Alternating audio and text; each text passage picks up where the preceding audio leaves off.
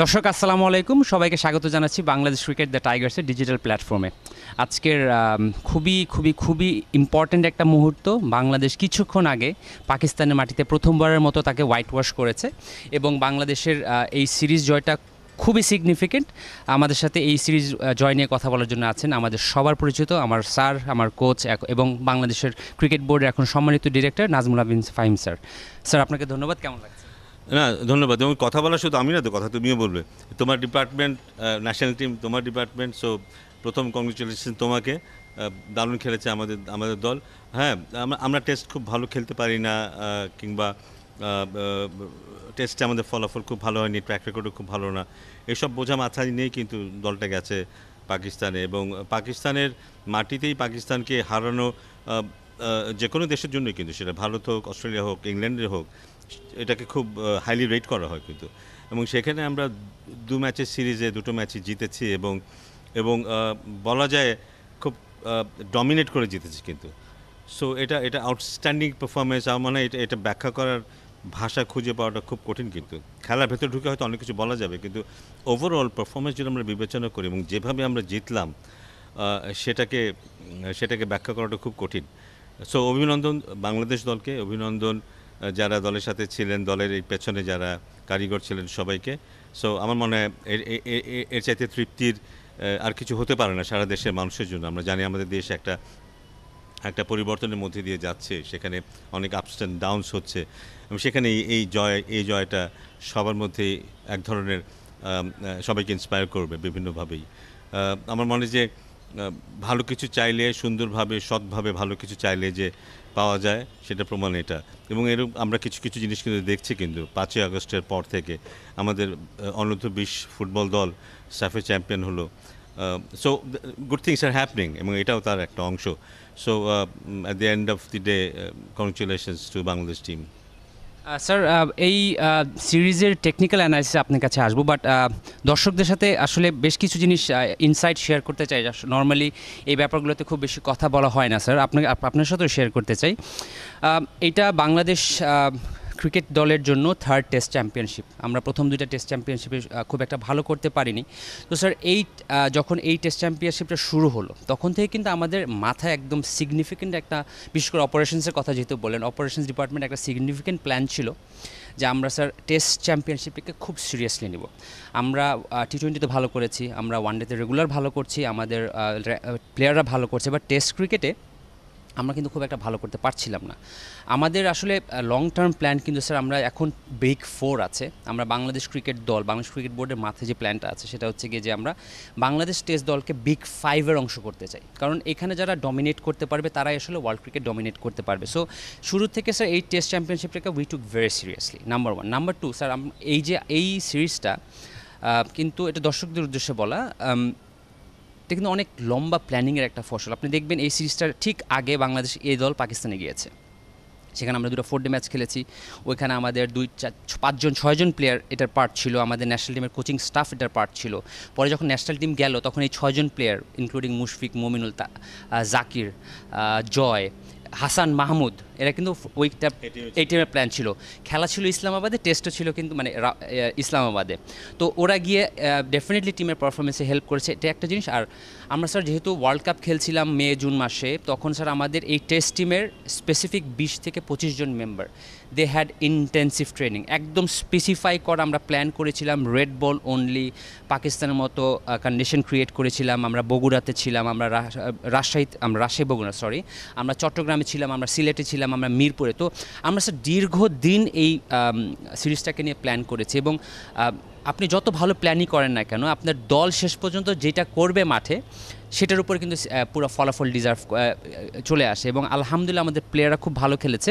এটা স্যার ব্যাকগ্রাউন্ডটা দেওয়া। তবে আপনার কাছে এখন স্যার যে জিনিসটা জানতে চাইবো, আপনি টেকনিক্যালি বাংলাদেশ টিমের ব্যাটসম্যান, বাংলাদেশ টিমের বোলার এবং বাংলাদেশ টিমের ফিল্ডার এবং ওভারঅল টিমের উপর কী পরিবর্তনগুলো এই সিরিজে লক্ষ্য করেছেন? একটা বিশাল পরিবর্তন তো এটাই যে আমরা শেষ ইনিংসে যেটা দেখলাম যে 10টা উইকেটই আমাদের পেস বলাররা নিল। একটা বিশাল পরিবর্তন তো এইটাই। আমি খুব সিরিয়াস ব্যাটসম্যানদেরকেও দেখলাম উইকেট ছেড়ে চলে যাওয়ার একটা টেন্ডেন্সি দেখলাম যখন নাহিদ রানা বল করছিল, বিকজ অফ হিজ পেস। আমরা টেস্ট ম্যাচ জিততে গেলে কিন্তু 20টা উইকেট নিতে হয়, অ্যাটলিস্ট সেকেন্ড ইনিংসে সবগুলো উইকেট নিতে হয়, ফার্স্ট ইনিংস যদি কেউ ডিক্লেয়ার করেও দিয়ে থাকে। আমরা প্রত্যেকবার সেটা করেছি, কিন্তু আমাদের বোলিং খুব ভালো হবার কারণে বিপক্ষ দলের ব্যাটসম্যানরা কিন্তু অনেক রান করতে পারেনি, যেটা আলটিমেটলি আমাদের কাজে এসেছে। সো আমার মনে হয় যে at the end of the day ব্যাটসম্যানরা অনেক কমফোর্ট পেয়েছে বলারদের কারণে। আমাদেরকে অনেক বড় রান চেজ করতে হয়নি। সেকেন্ড টেস্টে তো মোটেই না, ফার্স্ট টেস্টে হয়তো 400+ আমরা চেজ করা শুরু করেছিলাম প্রতি ইনিংসে সেই স্কোর থেকে। সো আমার মানে বোলিংটা একটা বিশাল উন্নতির জায়গা হয়েছে আমাদের জন্য, এবং সারপ্রাইজিংলি পেস বোলিং। কিছুদিন আগেও আমরা স্পিন নির্ভর একটা দল ছিলাম, যেখানে হয়তো একজন দুজন পেস বোলার কখনো থাকতো, কখনো আবার একজনের কথা আমরা ভেবেছি, কিন্তু এখন আমাদের রিজার্ভে আরও 2-1 বোলার আছে যারা প্রায় এদের মতো করেই বোলিং করতে পারে। সো ওই ডিপার্টমেন্টের প্রচুর উন্নতি আমরা লক্ষ্য করছি। আরেকটা জিনিস বোধহয় চোখে চোখ রেখে খেলার একটা অ্যাটিটিউড ডেভেলপড হচ্ছে, জেতার জন্য খেলা। কারণ এটা টু বি ভেরি অনেস্ট, পাকিস্তানে যখন দল গেল তখন কিন্তু আমরা কিন্তু ভেবেছিলাম যে হয়তো আমরা হেরিয়ে যাব, কতটুকু ফাইট করতে পারি সেটা দেখার বিষয় ছিল। কিন্তু ছেলেরা যেভাবে চোখে চোখ রেখে খেললো, নিজেদের উপর বিশ্বাস করে খেললো, সেটা একটা বিশাল পরিবর্তন। কিন্তু টেকনিক তো মোরাললেস, কিন্তু টেকনিক সবারই থাকে, কিন্তু সেই আত্মবিশ্বাসের অভাবটা, নিজেদের উপর ভরসা করার যে ব্যাপারটা, সেটা না থাকলে ওই টেকনিক খুব একটা কাজে আসে না। কিন্তু এবার আমরা কিন্তু সেটাই দেখেছি যে আমরা জেতার জন্য চেষ্টা করেছি এবং তার জন্য নিজেদেরকে উজাড় করে দিয়েছি। এবং তাতে যেটা হয়েছে, থ্যাংক গড যে কিছু কিছু খেলোয়াড়, আমরা লিটন কুমার দাসকে নিয়ে অনেক দিন দুশ্চিন্তা ছিলাম, what an amazing innings he has played. আমরা যদি হাসানের কথা বলি, হাসানের সাথে যে লিটন কুমারের যে পার্টনারশিপটা, এটা না হলে কিন্তু এই ম্যাচটা অন্যরকম হতে পারতো কিন্তু। সো রাইট টাইমে কেউ না কেউ দাঁড়িয়েছে, সেটা ব্যাট হাতে হোক বল হাতে হোক।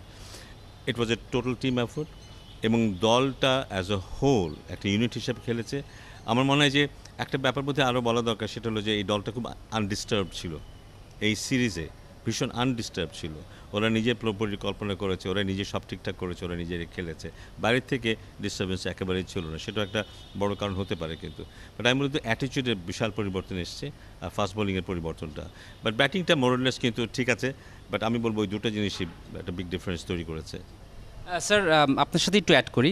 এই যে আমরা এখন আমাদের ফাস্ট বোলারদের নিয়ে গর্ব করছি এবং ফাস্ট বোলিংটা নিয়ে এত কনফিডেন্ট ফিল করছি, এটারও একটা ব্যাকগ্রাউন্ড স্টোরি আছে। স্যার, আমরা ঠিক 3 বছর আগে আমাদের জাতীয় লিগে আমরা একটা ডিসিশন নেই বোর্ডে থেকে যে আমরা ডিউক বল ইউজ করব এবং উইকেটে 6 to 8 mm গ্রাস রাখবো। এটার পিছনে কারণটা ছিল স্যার, আপনার আমাদের দেশে যেই গরমের মধ্যে খেলা হয় বা যেই কন্ডিশনে খেলে, বল খুব একটা মুভ করে না। তো এতে ফাস্ট বোলাররা দেখা যায় 10-12 ওভার বোলিং করার পর স্পিনাররা চলে আসে। তো ডিউক বলটা ইন্ট্রোডিউস করার কারণ ছিল স্যার, আমরা ওই সময় ওয়েস্ট ইন্ডিজ থেকে মাত্র খেলে আসলাম এবং দেখলাম যে ওয়েস্ট ইন্ডিজে ওরাই আমাদের সাথে কন্ডিশনটা সিমিলার, ফ্ল্যাট উইকেট থাকে। তো ওইখানে স্যার যেহেতু বল ওখানে ফাস্ট বোলাররা ডমিনেট করে, তো আমরা চিন্তা করলাম যে why not we introduce the duke ball here, কারণ বল সারাদিন মুভ করবে এবং এইটা বোলারদের এনকারেজ করবে। তো প্রথম 2 বছর স্যার ব্যাটসম্যানদের অনেক ফ্রাস্ট্রেশনের আমরা কথা শুনেছি, আমাদের দোষারোপ করা হয়েছে, কারণ রান করা ডিফিকাল্ট হয়ে গিয়েছিল। But all of a sudden দেখা শুরু করলাম স্যার, ফাস্ট বোলাররা প্রতিদিন 60-70 ওভার করে বোলিং করা শুরু করছে এবং প্রত্যেকটা টিম 3-4টা করে ফাস্ট বোলার খেলাচ্ছে। স্যার, এই টিমের হাসান মাহমুদ, নাহিদ রানা, খালেদ আহমেদ, এরা কিন্তু রেগুলার ফার্স্ট ক্লাস ক্রিকেট খেলে। আবার এই টিমের যারা মেইন ব্যাটসম্যান, তারা কিন্তু যেহেতু হোয়াইট বল ক্রিকেট কম খেলে, জয়, জাকির, মমিনুল, সাদমান, এরা কিন্তু ওই ন্যাশনাল লিগ ক্রিকেটে খেলে। আমাদের দেশে একটা অনেক বড় ধারণা আছে ন্যাশনাল লিগে হয়তো খেলা কম্পিটিটিভ হয় না, অনেকে পিকনিক ক্রিকেট বলেন, বাট এটা such a wrong idea, because অনেকে আমরা এটা ফোকাস করি না। এবং ব্যাটসম্যানদের সাথে আমরা কথা বলে দেখেছি, ওরা যেটা বলেছে যে ডিউক বলে খেলার কারণে সারাক্ষণ মনোযোগ দিতে হয়। একটা বল 4 মারলাম, পরের বলটা যে মারলেই চলে যাবে 4 হবে এমন কোনো কথা নেই। তো ওইখান থেকে স্যার ফাস্ট বোলারদের উঠে আসা দেখেছি, ব্যাটসম্যানরাও তাদের টেকনিকের ব্যাপারে যত্নবানশীল হওয়া শুরু করেছেন। আমাদের দেশে 2টা ফার্স্ট ক্লাস টুর্নামেন্ট হয়, একটা আমরা ডিউক বলে খেলি যেটা NCL, আরেকটা কিন্তু আছে যেটা আমরা রেগুলার টেস্ট যেই বলটা দিয়ে খেলি, কুকাবোরা, সেটা দিয়ে খেলি। তো এই লাস্ট 3 বছরে ন্যাশনাল লিগে এই বলের ব্যবহার, উইকেটে ঘাসের ব্যবহার কিন্তু ফাস্ট বোলারদের অনেক এনকারেজ করেছে এবং আলহামদুলিল্লাহ উই আর ভেরি হ্যাপি যে ওই ডিসিশনটা আস্তে আস্তে আমাদের ডিভিডেন্ড দেওয়া শুরু করেছে। স্যার, আমরা দর্শকদের খুব বেশিক্ষণ এখানে আটকে রাখবো না। স্যার, আপনার কাছে যে লাস্ট প্রশ্নটা করতে চাই, সামনে আমাদের ইন্ডিয়া সিরিজ আছে এবং আমাদের টেস্ট চ্যাম্পিয়নশিপের আরও 4টা ম্যাচ, টোটাল 6টা ম্যাচ আছে। আপনি বাংলাদেশ টিমকে কোন স্টাইলের ক্রিকেট খেলতে দেখতে চান এবং আপনি বাংলাদেশ এই দলটাকে কোথায় দেখতে চান? আমার মনে হয় না যে যেটা আমাদেরকে সাকসেস দিয়েছে সেটাই আমরা ক্যারি করব, এটাই খুব স্বাভাবিক। এবং আমার মনে হয় যে ভারতীয় দল ডেফিনেটলি খুব ভালো দল, এবং ওদের সম্পর্কে আমাদের যে এমনিতেই কিন্তু ভারতের সাথে আমরা যখনই খেলি আমরা কিন্তু কম্পিটিটিভ ক্রিকেটই খেলি, চোখে চোখ রেখে খেলি, বাট এখন বোধহয় তার সাথে আত্মবিশ্বাসটা যুক্ত হবে। এখন বোধহয় আমাদের যে বোলিং স্ট্রেংথটা আছে সেটা যুক্ত হবে। এখন বোধহয় এটাও হবে যে ওরা যদি স্পিনিং উইকেট করে আমাদের হাতে স্পিনার আছে, ওরা যদি ফাস্ট বোলিং উইকেট করে আমাদের হাতে ফাস্ট বোলার আছে।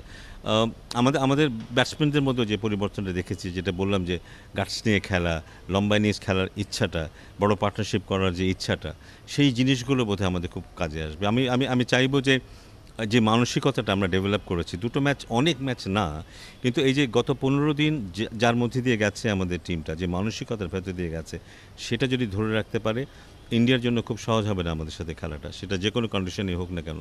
সো আমার মনে হয় যে আমরা একটা জায়গায় এসে পৌঁছেছি, এবং সেটা ধরে রাখতে পারলে ইন্ডিয়াতেও আমরা ভালো করতে পারবো, এবং হোপফুলি সবাই ফিট থাকবে, সবাই সুস্থ থাকবে, 100% দিতে পারবে, there's a গুড চান্স যে ইন্ডিয়াতে আমরা ভালো করবো।